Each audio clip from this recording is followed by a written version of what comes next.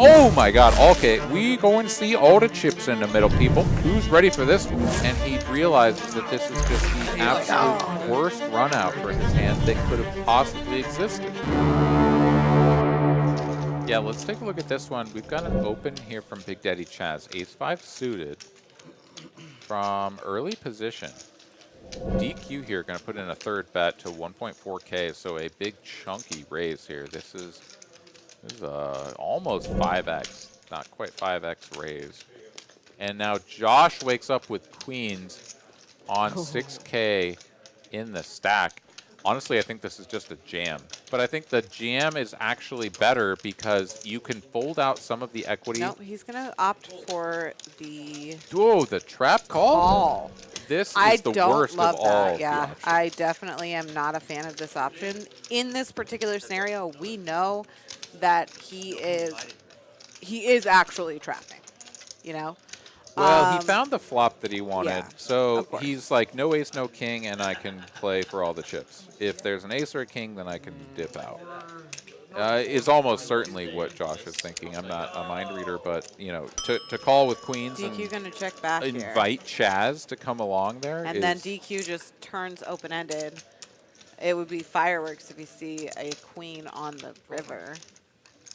Josh is going to bet small here. Looks to be 800. And DQ is going to snap jam it. And now Josh is like, all of the hands that I beat are now either drawing or have a set. And no, he's going to still put the chips in pretty quickly. I thought he might have sort of like, you know, hummed and hawed and maybe gripped his skull a little bit. But DQ is just all in and behind. Needs to hit it, does not. And a pair of queens is going to be best. Have a very big hand developing here. Yeah, we are pre-flop still. Jeremy made it 1.3. He has 4K behind. It's all in the call. He's got jacks versus so. Yeah, and while Jeremy's hand does look too good to fold, this is a early middle position open.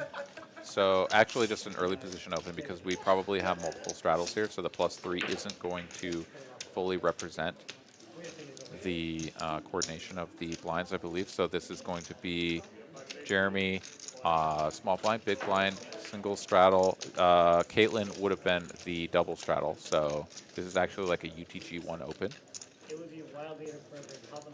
So this is actually a very strong range. Jacks are going to be kind of middle of the road against this 4-bet jamming range. I think either play is perfectly fine. I think the fold off of 4K is maybe a little bit nitty. Would be sort of best in this I scenario. would be very surprised if Jeremy folds there, just knowing him as a player. I think he calls. Yeah, and he does. 98.9% of the time. Does make the call, is way behind, does need help, and appears that we are ripping it. I see a 7. Is that 7? 7 and a deuce. Yeah. If I'm not mistaken. That was a 3. 7, 3, 6. All right. Still need a jack. It's a jack, but there's a diamond draw. Not to be. As Jacks are good. Oh, no. I mistook the red heart for the Yeah, diamond. they had each other's flush out, so it didn't matter. The jack was all he needed. Chaz was drawing dead on the turn up there. All right. Once again, though, we have some very large pre-flop action, mostly blind. I can imagine. I once again think we might be missing some. No, we do have a third straddle in. Well, we got some people definitely digging into the drink bucket. We got that big old Malibu bottle on the table. So the action's getting spicy. Yeah, but so there were indeed multiple straddles here. Chaz came in for a squeeze out of the first straddle. DQ here out of the third straddle. Makes the call.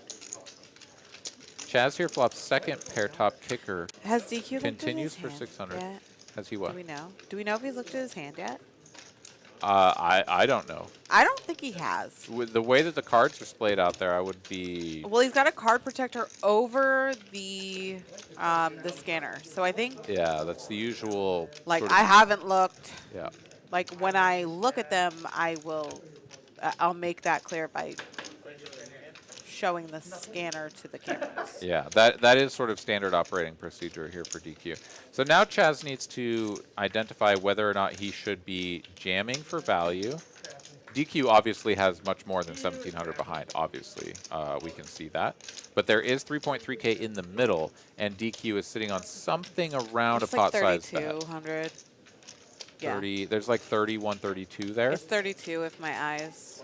I mean, if those stacks are even, not including the chips that he's shuffling right now, it's 31 or 32. Yeah. I guess it's probably 31. So Chaz, you're going to go for a 2/3 value bet here with the top two with the top kicker. No, I'm at this point I'm certain that DQ has looked at his cards. There's no point in making like gut decision here without looking at them.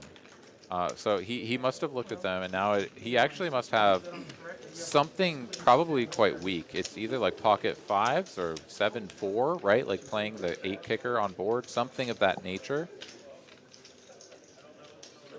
I'm not convinced that he's looked, to be fair. Well, I mean, you could tell me with certainty that he hadn't, and I'd be like, oh, okay. But like, I just don't understand making a thought. Like, what is the point of the hamster getting on the wheel if you have no information to go from other than bet, check, bet? I mean, that's not enough to tell you whether your hand is worthy of a call. Sure. Yeah. No, I mean, I don't disagree with you, but I think DQ, he's looked at his cards, and he's got some sort of middling strength hand. Someone in the chat, he's gonna make the has call. he looked? Oh, DQ shows ace-7. Oh, there yeah. it is. Yeah, and that makes a lot of sense It because does, absolutely. the 7, actually ace-7 I think is probably just one of his best bluff catchers. Here we go. Chase here, gonna make the call.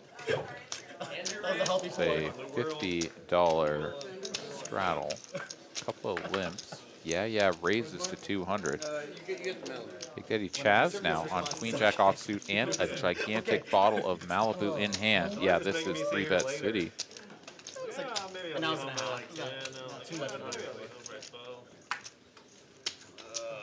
Looks to me like 700. Proper squeeze size, if I do say so myself. Josh folds, Chase folds. Yeah, with a mystery hand and a handful of pink chips. Is going to raise it back up, 2,100 here. This is a 3x, and Chaz has the quintessential 3-bet because fuck you and fold when they 4-bet hand.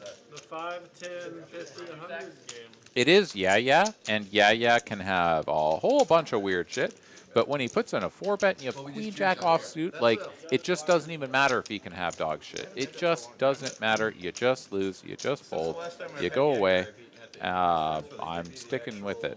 I mean, okay, call and play in position is like a stupid, weird alternate universe that I don't subscribe to. But you could, and he will, because Chaz probably knows more about yeah than I do. We don't know what yeah has, and Queen Jack offsuit could just be like crushing his 4-bet range. You never know. But Chaz is in position, 4.3K in the middle though. This is absolutely astronomical, and honestly, Chaz didn't even have that bad of an equity disparity, and gets to play in position. Given the fact that this is the kind of 4-betting hand that yeah can have, I get it. Oh my god, okay, we going to see all the chips in the middle, people. Who's ready for this one? Top 2 for Chaz. Up and down, up, I mean, yeah, all the chips are in. They're just already in. I was about to call it an up and down, straight, flush, draw, whatever, but I'm just all wrong about that. It's a gut shot with a king high flush draw. Carolyn leaves me, and I instantly go to mush when it comes to announcing the strength of the hands. But it is an all-in for 11.5K. Chaz has top 2 pair. You're never folding. But he's trying to figure out, am I putting... Oh, no, he's already called. He's already called. Oh, full house. Just done. Just game over. Oh, we're running it twice? Still done. Dunzo. Yeah, loses. Loses it all. Yeah, will get felted on 2 runouts. You left me. I was all by myself. I said, help me out here, people. Drop me a deuce in the chat since I'm about to fly solo. Queen of Poker dropped me a deuce. Everyone else continued to ramble on about complete chat nonsense. I got upset. I asked for more deuces, and I got like 4 of them. And those people are gods. Y'all are gods, okay? Thank you all for making Aaron feel loved. Thank you. It's been a long time. No, I'm kidding. But I do appreciate you very much, and DQ appreciates finding an ace on this flop because he is almost certainly ahead, and yeah is betting.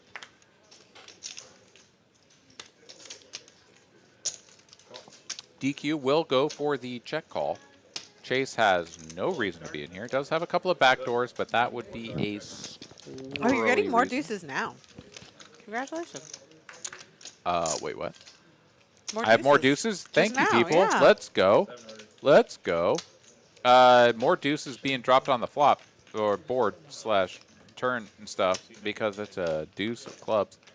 Yeah, will bet again. 700 this time, which is a sort of down bet, given the size of the flop bet.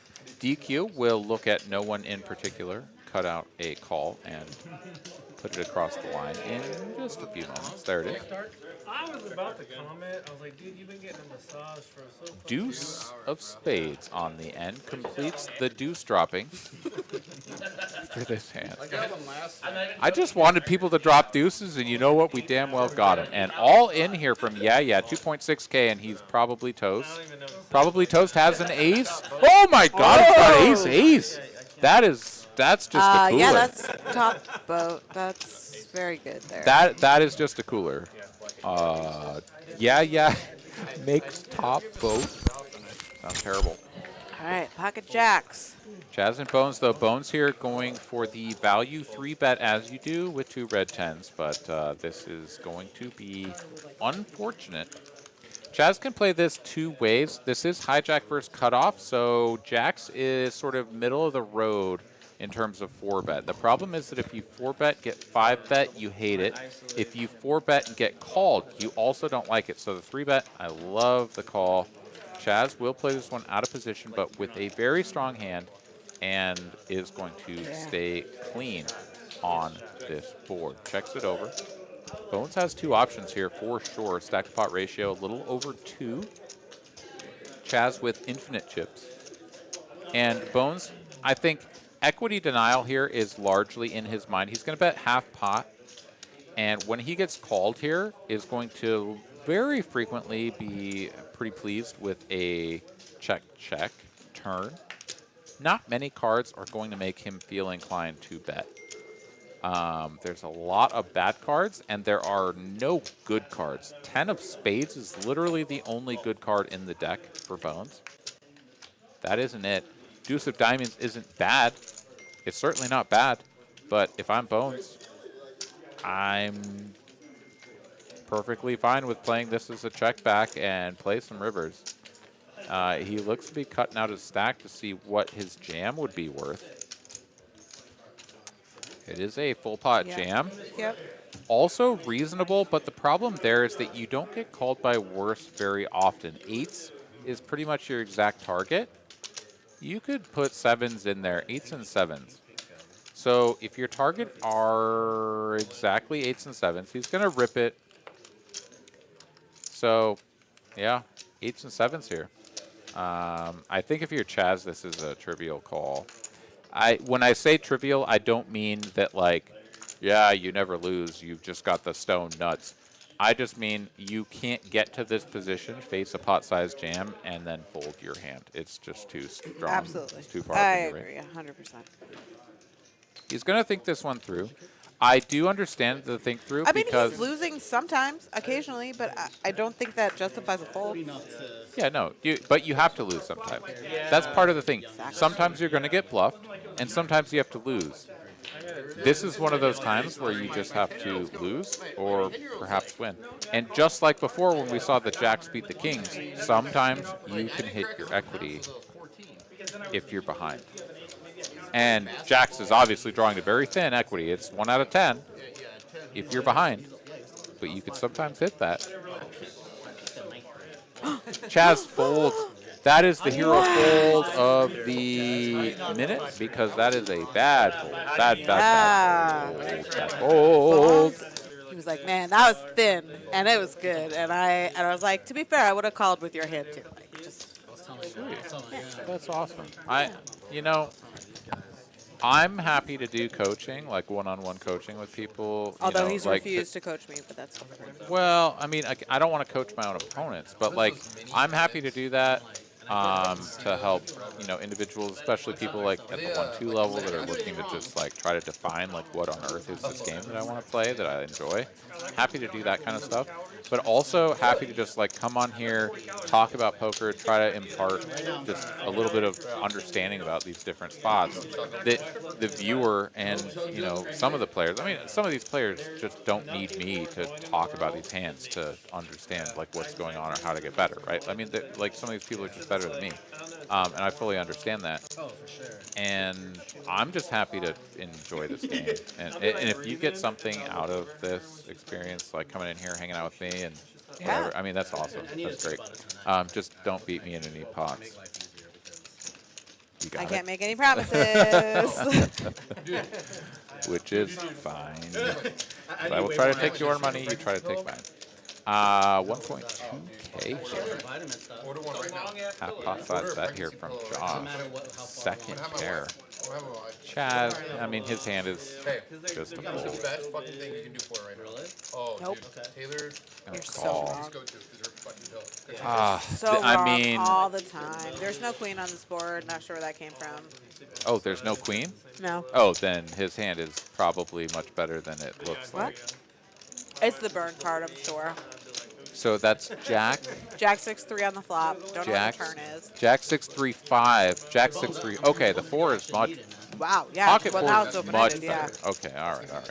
But Josh is still working with top pair with a king kicker. And the second barrel has still got to give Chaz a little bit of pause because, yeah, 4s are okay on a jack high, very low board.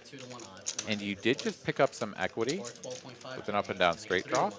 But it's starting to get into like, how many hands are going to continue bluffing here? I think you're sort of obligated to make one more call here as you do pick up He's this obligated equity. because he has 8 gazillion chips. No. Forget about the chip stack. I mean, that factors in peripherally.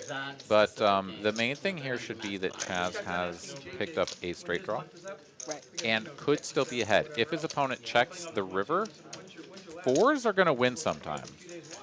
And if he improves with a deuce or a 7, it's going to be hard for Josh to put him on a straight with one of Josh's value hands, something like an overpair to the board. So in those respects, there is still a lot of value to be had when you make your hand if you are behind. There we do indeed see the flop and the turn. Off to a river we go. Pot goes up to 8.8K, and it is a 7, and Chaz is going to drill the It's the straight 7 here. of spades. Oh, yeah, it's the 7 of spades. The 5 is the 5 of spades. So the spade flush actually comes in. Wait, Josh has a spade flush? I swear I don't think I can do it. Wait, That's a 7 of spades, 5 of spades, 6 of spades. The hours that I allocated to it ends up being like $80. oh my God. If you don't include it. So Yeah, so Chaz Chaz makes gets a there. straight, and Josh makes a Yeah. king high flush. Oh my God. Okay, this is upside down because now when Josh, There it is. It's been corrected. yeah, no, I see it now. But Josh is first to act, and he's going to check it over, and Chaz is going to go for value. And this is upside down in so many ways because Josh should be betting this hand for value. Because like Bones made a good point. He's like, I can't do the bet. Maybe not this exact hand because he controls the jack of spades, but almost all of the backdoor spade draws. All in and Yeah, and all. Chaz snaps Yeah. it. He snaps it, and he realizes that this is just the absolute worst run out for his hand that could have possibly existed. Oh, there's a straight flush flick. I mean, to be fair, he was behind the whole way. So.